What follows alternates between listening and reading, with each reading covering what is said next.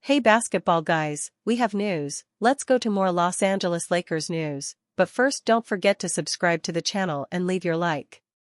The Lakers want to be champions now, but if they can't, they'll invest heavily and bring in another star. A player who will complete the LeBron-Doncic duo will be Bam Adebayo, to become a powerful and frightening trio for their Western rivals. The Lakers want Bam Adebayo, but they'll have to let go of Austin Reeves.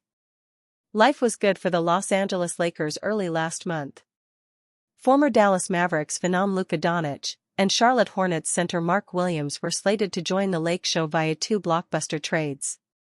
Although Doncic's groundbreaking February 2 deal was successful, Williams' inability to pass his physical resulted in a nixed February 6 trade, leaving Los Angeles without a high-level big man. The franchise could hit the jackpot in free agency by swapping Austin Reeves for a standout Miami Heat frontcourt contributor. Unfortunately, Bam Adebayo and the Heat have endured a drama-filled 2024-25 campaign thanks to the lengthy Jimmy Butler saga. Butler, who was suspended by Miami 3 times in January, passionately voiced his displeasure with the franchise during the first half of the season. To appease their most versatile asset, the Heat traded Butler to the Golden State Warriors on February 5 in a compelling multi-team deal. Despite experiencing constant distractions, Adebayo has enjoyed a productive season with Miami, exhibiting his lethal face-up game, low-post physicality, and shot-altering chops nightly. The Kentucky product averages 17.7 points and 10.0 rebounds per contest this season, shooting 48.8% from the field in 63 games.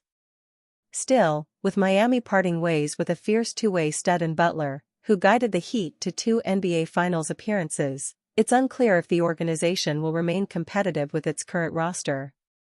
It could be a matter of time before Adebayo requests a trade from the underachieving 29-36 Heat, allowing Los Angeles to pursue the 3-time All-Star this summer.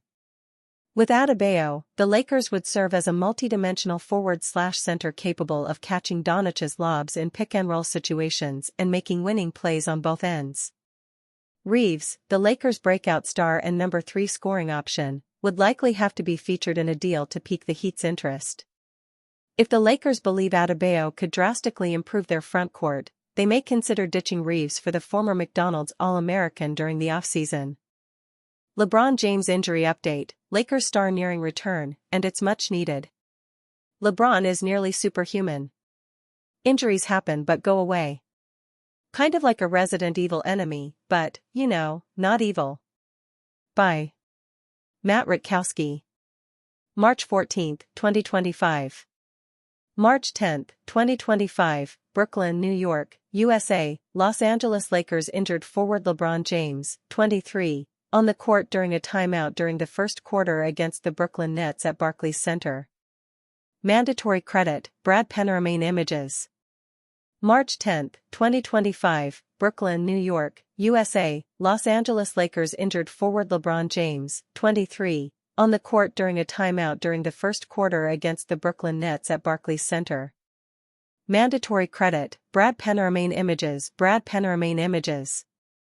Lakers lose 3rd straight. Is there cause for concern? First things first. Well, much needed unless you hate the Los Angeles Lakers, that is. The ever-looming specter of the Lakers winning another championship haunts certain people like the ghost of Christmas Day game's future.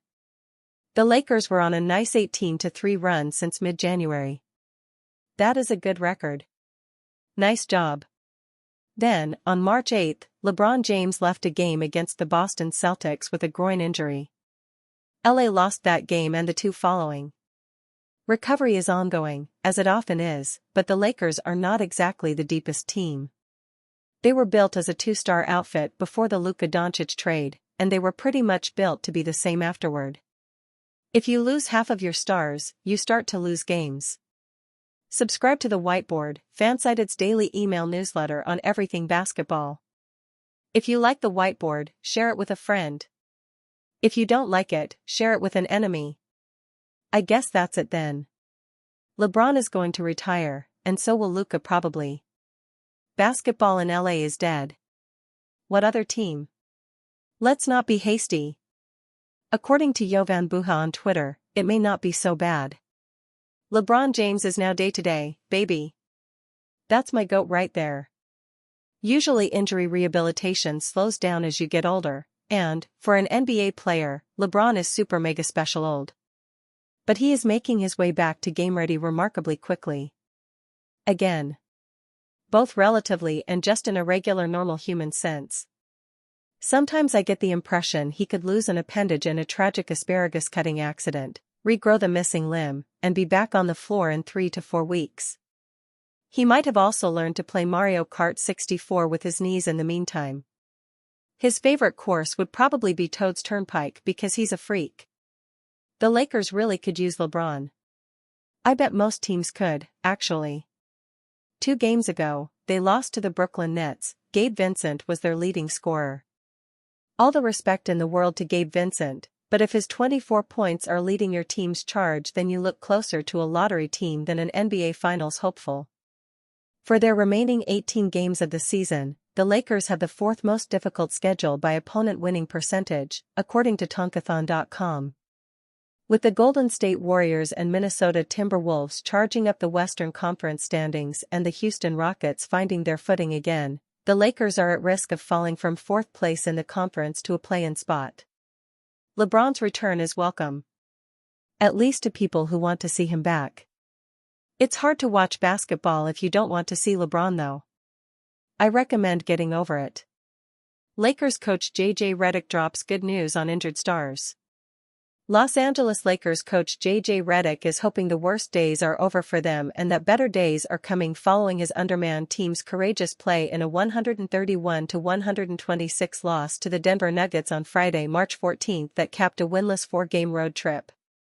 Aside from the encouraging play of Austin Reeves, the lone starter available, and the Lakers' reserves, Redick's optimism is also buoyed by the expectation that he will get his key players back at some point in their 5-game homestand.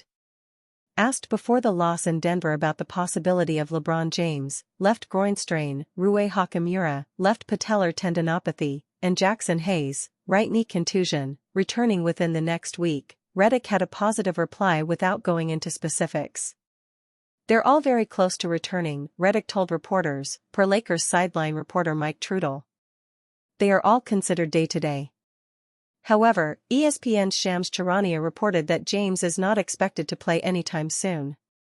This Saturday makes it 1 week, Charania said on The Pat McAfee Show on Friday, March 14. He's not expected to play Sunday on ABC against the Phoenix Suns from what I'm told. I would expect him to still miss another week, so that would put him at about 2 weeks.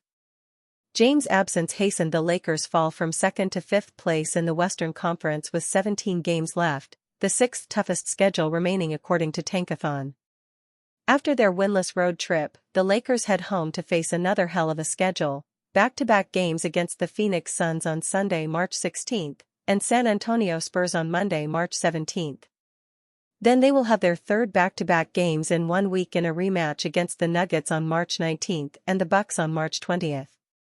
Without 6 rotation players, including 4 starters led by James and Luka Doncic, left calf injury management and right ankle sprain, on the second night of a tough back-to-back schedule, the Lakers put up a gallant fight and nearly pulled the rug from under a healthy Nuggets team. They took the lead 124-123 on Reeves' drive with 64 seconds left and extended it to 3 on Dalton Connect's transition dunk 12 seconds later. But the Nuggets executed down the stretch with championship poise and broke the Lakers' hearts with an 8-0 closing run. The loss stung, but Redick lauded his shorthanded team's effort.